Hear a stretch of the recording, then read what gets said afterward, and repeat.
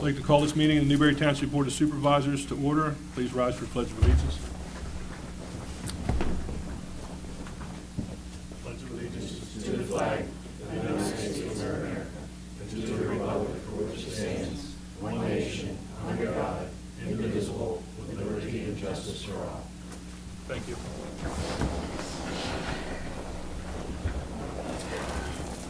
Before we begin, I'm going to hold the public comment section until after we have the presentation regarding the workshop meeting agenda. So moving forward, I'd like to seek approval for the minutes. There are none. So old business. Mr. Chairman, Yes. item number 1, I mentioned the executive session. Yes. So just to announce, we had an executive session at 5:30, and that was to discuss some legal issues regarding Etline versus Newberry Township case. That was all the context of that meeting. So moving on to old business, we need to discuss the plans for a multi-use emergency services building with LOBAR Associates and Lieutenant Diddy. And I believe, Lieutenant Diddy, you have a presentation you'd like to present to the audience and those watching out there streaming.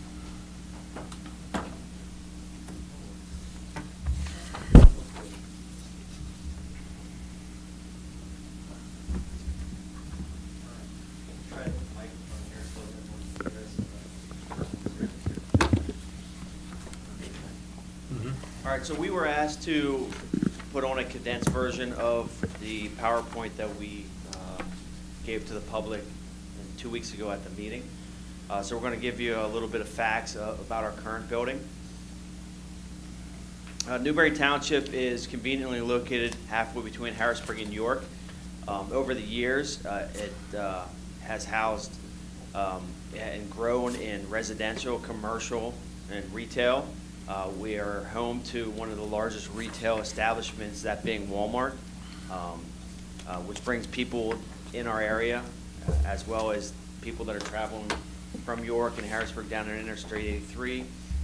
We recently, and they're constructing it right now, Starbucks, Sherwin-Williams, and there's some other businesses that bring people within the township. What you see in front of us right now is a front picture of our current building. That building was built in the 1960s, and we're currently in it now. We believe it was rehabbed or modified in the late 1980s to accommodate the township moving over to this building. Currently, we have approximately 956 square feet of usable office space. The building is approximately 2,500 square feet. That particular building houses 18 full-time officers as well as 2 full-time secretaries. One of the unique things that we have in Newberry Township, and I say unique, is because we are one of 130 agencies out of approximately 700 law enforcement agencies that's accredited. We've been accredited through the Pennsylvania Chiefs of Police for over 15 years. This accreditation basically sets standards that are nationally recognized policies and procedures and the best practices on which police departments should operate in order to reduce liability and lawsuits. We are very proud of that accreditation, and we have accommodated our current facility to allow us to meet that objective for the last 15 years. Okay, thanks, Chief. I'm Braxton Diddy. I'm a lieutenant with the police department. We did go through the same presentation as many people that may be tuning in or here in attendance may have seen before, but at the request of the board, and we think it's appropriate, we want to go through this again and just highlight the needs that we currently have.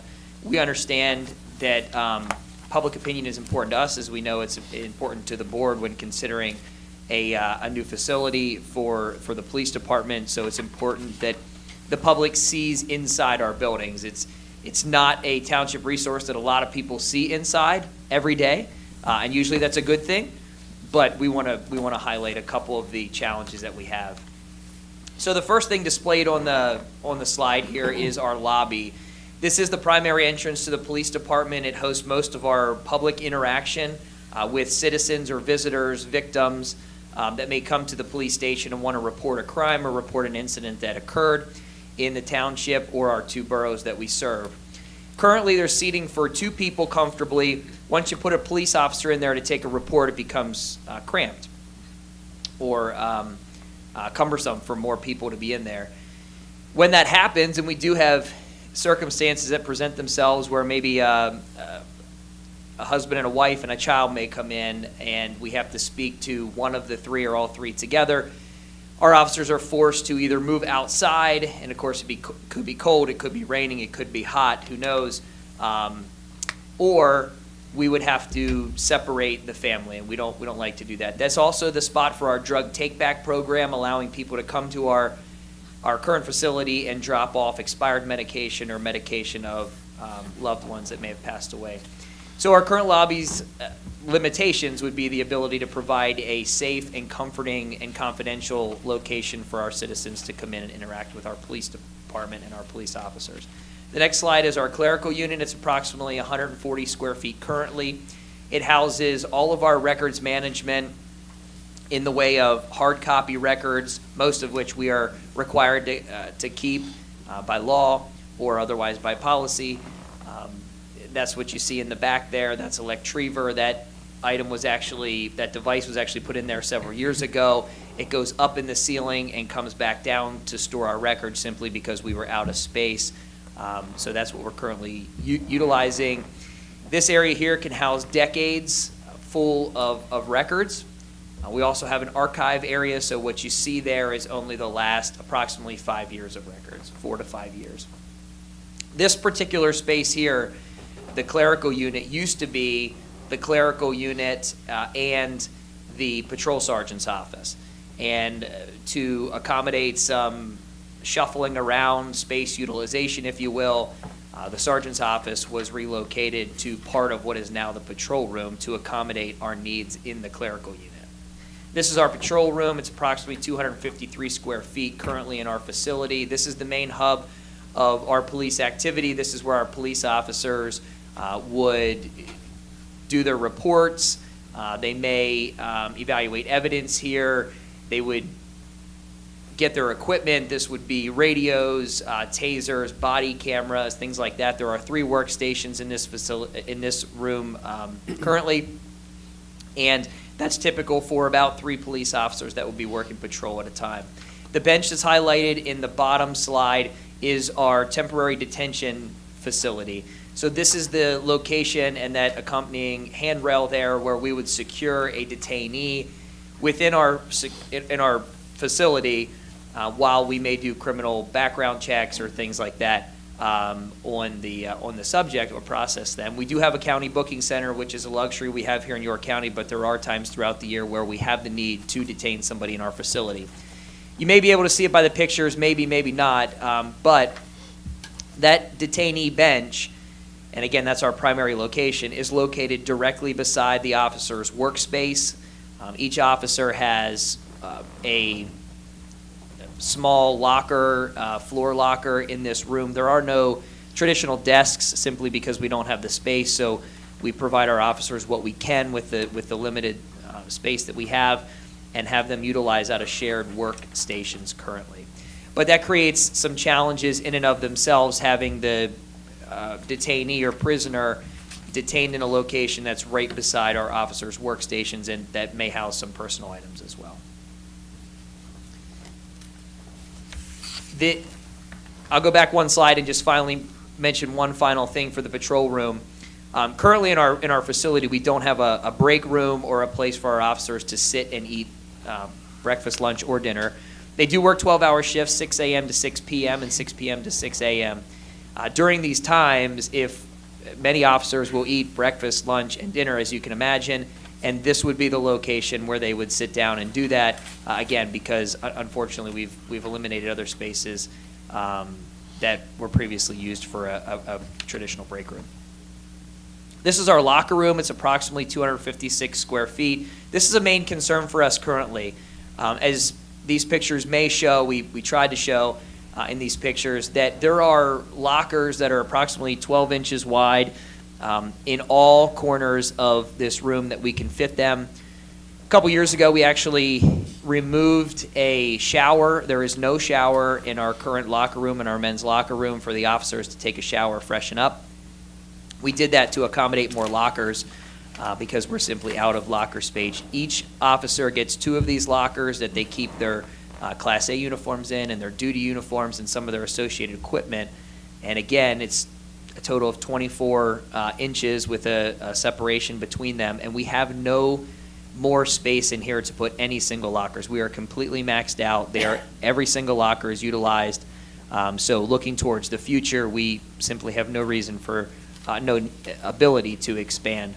There's one sink in here, and then as we take a look from the other angle here, there are 2 urinals and 1 stall. Again, no showering facility in here. And as you can see in this picture, the urinal on the right is directly beside a police officer's locker. And that's not done by design. It's simply done by the lack of space that we have. This locker room, furthermore, it's cramped, but we can really only have about 4 or 5 police officers prepare themselves for patrol at one time. And that may be okay on a day-to-day basis, but you have police officers coming off duty and police officers coming on duty. Approximately 3 to 4 police officers each shift coming on and off, so this can get very busy in this area. When we have critical incidents that occur in the township throughout the year, usually a handful each year, we deploy our resources from home. Those are police officers that are off duty. And when those emergent and critical incidents occur, it is very difficult to deploy our resources, i.e. our officers, in a safe and effective manner.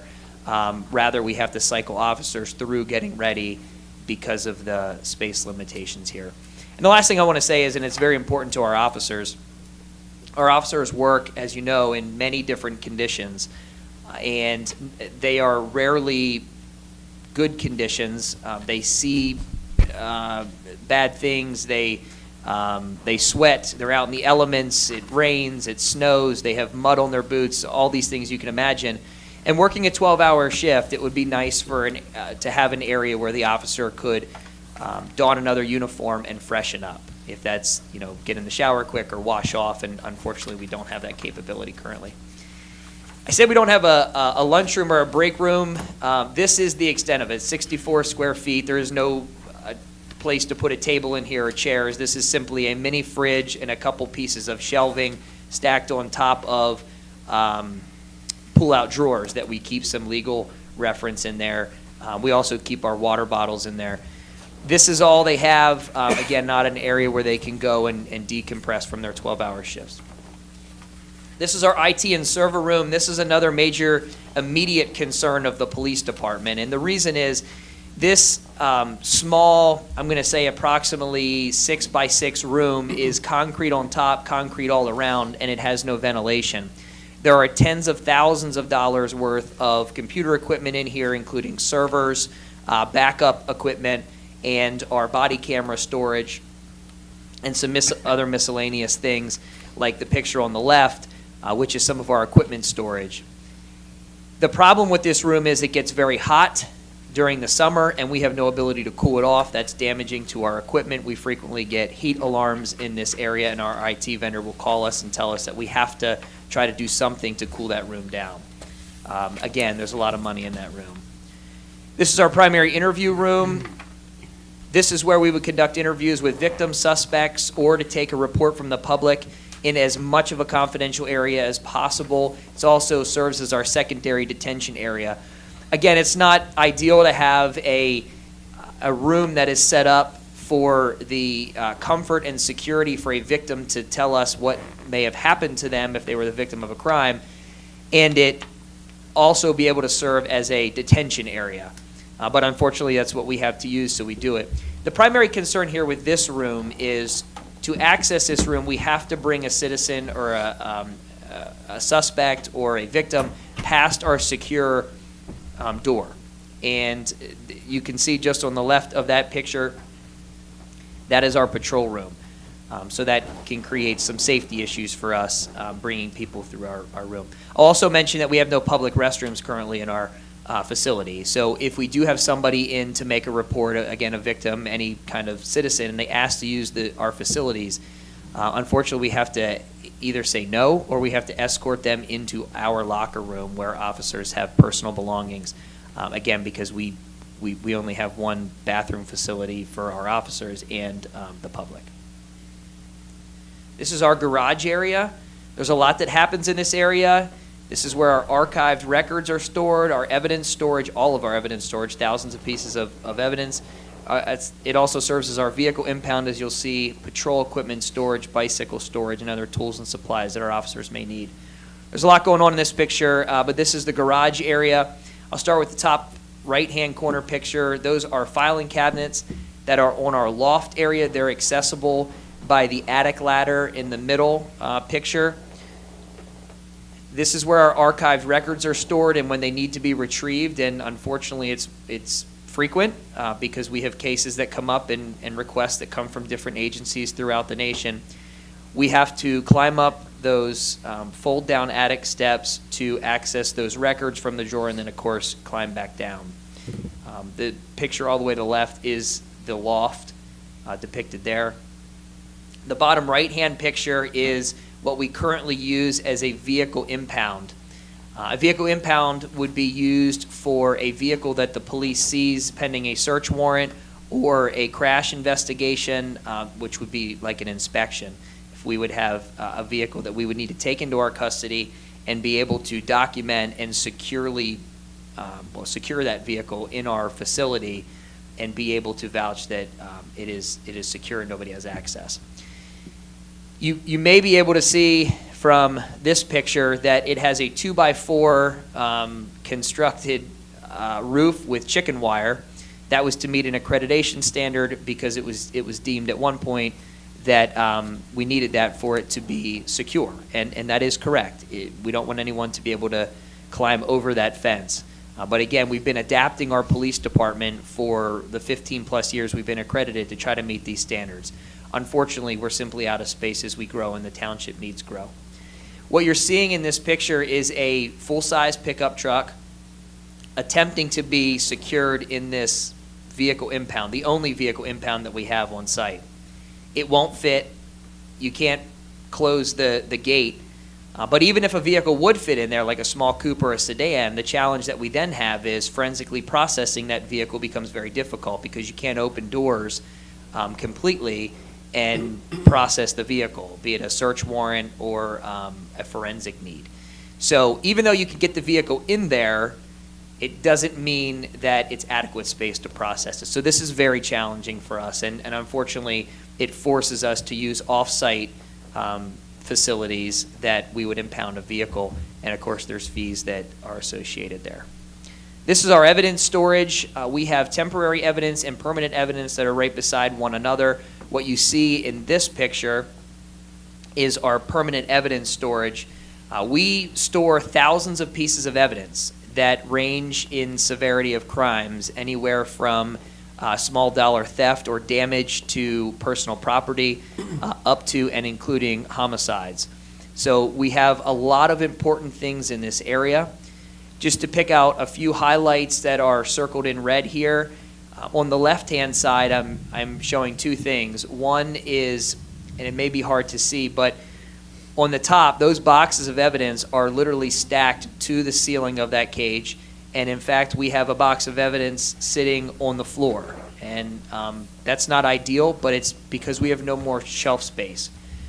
All of the items in these boxes are important to someone. They're important to us, but they're really important to someone else. And when we run out of space in our evidence room, there's no easy way of saying it. We have to consider what evidence we purge. And that can be a very difficult decision to try to determine whose evidence is more important or whose is needed versus another person. Lastly, on the right-hand side, this is water that leaks into our garage area. That's the garage floor where our evidence room is. So this is obviously a concern. We can't keep things on the floor here where water would come in nearly every time it rains. This is our parking area. The biggest challenge we have here is there's no cover for our vehicles. So we have very expensive equipment that are in these vehicles, so they are sensitive to heat. They are sensitive to, obviously, UV rays, things like that, and that would include the graphics on the vehicle. We are very proud of our image in the community, both the uniform that we wear and the graphics that represent us as we drive through our community. We believe that instills trust from our community members. So it's important that we keep our vehicles in good condition and in a professional manner. So we have no overhang here or no place to put our vehicles where they would be out of the elements. Also, I'll note, we have no area to securely house our vehicles, meaning inside a secure fence. We have had incidents in the past, acts of vandalism or attempted vandalism to damage our township cars, which are property of the township and taxpayer dollars, so that's important to us, as well as our personal vehicles have been damaged in the past because there's no secure areas. I tried to go through that as quickly as I could and hit the highlights. I will remind those that are tuned in, I think this was a little bit of an abbreviated version from last month's monthly meeting, but I would encourage anyone that may want more information about this to find the YouTube link and watch the Chief and I's presentation from last meeting. But those are our immediate concerns. There are a lot of concerns with our current facility. Again, it hasn't been upgraded since the late 1980s, early 1900s.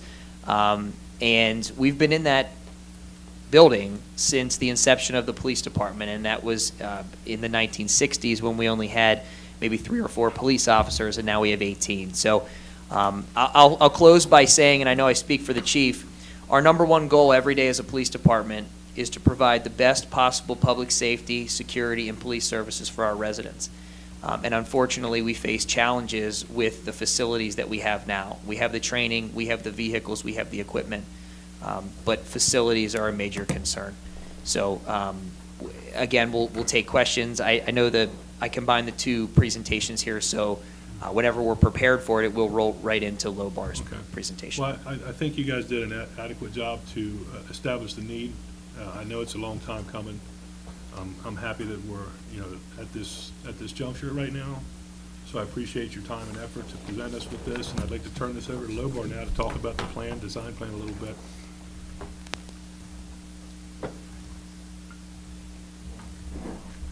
Mr. Chairman, I just wanted to remind you that Ms. Salazar will be joining at 6:30. Okay. Okay, and we're about a 10-minute presentation, so. Okay, that's First, fine. I'd like to thank you for inviting us to speak today, and I'll move right along. For introductions, we brought along Steve Diller and Scott Dillo, and myself, I'm Tara Shaw from LOBAR Associates, and actually Craig Wolford and Mary Beth Brennan are here from the Guardian, so we'll be each speaking briefly here today. Who is LOBAR Associates, just in case you don't know who we are. We are a local York County design build general contractor, and we have around 160 trained and certified field tradesmen out in the field, and we are involved now with moving forward with helping plan a potential new police facility for you. And Steve, I'm going to turn this over to you if you'd like to talk about why we're here. Yeah. Thank you, Tara. While we're here, as the lieutenant has just reviewed, it's very evident, while we're here, with the facilities that are needed. The current police building is busting at the seams, for the township, and they're striving to promote, positive protection and service to the community. And one of the main reasons, the current police station was last renovated in the late 80s and needs improved building, facilities, vehicle, and evidence storage facilities, as noted. And need for the critical, dedicated procedural and physical spaces to accommodate the mandated training and directives needed to maintain their accreditation. This is a look at the current facility here. The building's on site. This building that we're in now was built in 1987, and the building there now was in the 60s. So, yeah, there's just really cramped for space down there from the walkthroughs with them. And the blue dot on this plan is just depicting the acreage that the building would be put on, just sort of saving the space there with plenty of space for the ancillary needs and necessities, asphalt, parking, directions, signage, fencing, and utilities, infrastructure that may be needed for the building. So the sites here and the plan looks really good to receive the property. Scott Dillow will talk here.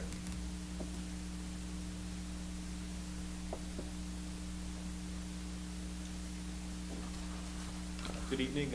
Again, my name is Scott Dillow. I'm with Dillow Associates Architects. We're a full-service architecture firm operating here in the Mid-State. We were recently brought on board with the LOBAR team to look at doing some initial space planning up front for this new emergency services facility. Currently, we have kind of working through the beginning phases of programming, looking at the required spaces, what we would need to add into the building. So what we're looking at right now is our first preliminary schematic, very rough kind of a diagrammatic floor plan that would show approximate sizes and configurations of the required spaces in the building and their adjacencies and how they would fit together with the other spaces to provide a cohesive building that would meet all the needs of the Newberry Police Force. What does this mean to me as a township resident?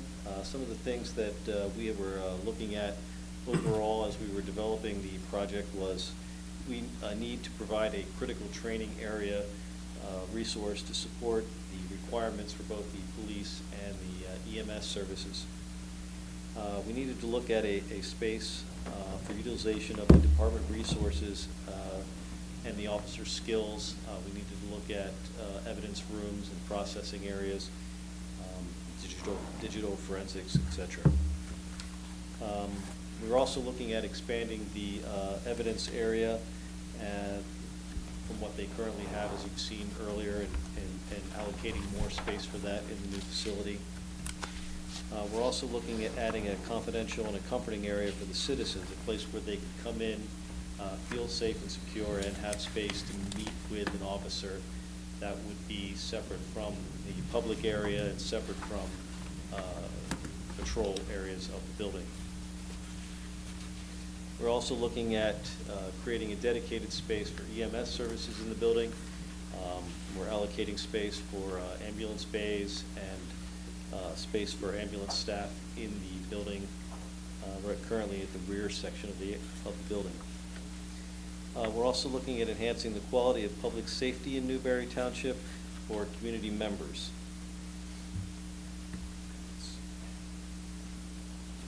Turn this over to Fred.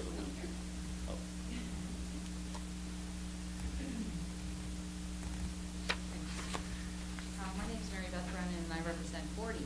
Could And, you speak into the microphone a little bit Pull it better? down. Or Okay. pull it down so that they Yeah, can... I'm vertically challenged. There you go. I understand. My name is Mary Beth Brennan, and I work for Gordian. And Gordian has a contract with the Keystone Purchasing Network, and KPN is a cooperative purchasing program, and we deliver job order contracting services through KPN. So everything that has been, everything has been publicly and competitively bid through KPN for the GC, electrical, plumbing, HVAC, in 6 regions of Pennsylvania. I'm probably going the wrong way. Just show you a map real quick. That's the map of how KPN broke the state apart into 6 regions to do the public bidding. We've met all the public bidding requirements with this program, and Gordian is a construction data and software program company. All of the prices are fixed, and your proposals are built by the contractor who was awarded, which is LOBAR Associates. So your prices are fixed, and they're very transparent in a very detailed proposal, and that's produced from our software. That's pretty much the gist of it. Craig Wolford is your account manager that's assigned to you, and he'll be reviewing your proposal and making sure that it's all correct before you get your proposals that are built from LOBAR. Okay. Well, we thank you for taking the time to be here with us, to give us an overview of what we're looking at. Once again, we do have a grant writer, what was her name again? Sorry. Joyce Salazar. Joyce Salazar will be joining us here shortly to talk about funding for this project. As we stated in the last monthly meeting, the regular stated monthly meeting, the Board of Supervisors is doing its best to make sure it has the least amount of financial impact to the taxpayers. We do realize this township has grown exponentially over the years, and we need to rise to that demand for service. I believe Newberry Township Police Department did an adequate job, an excellent job, actually, to convey to the public the need for the expansion of this facility. So at this time, I guess we're going to wait for Joyce to join us.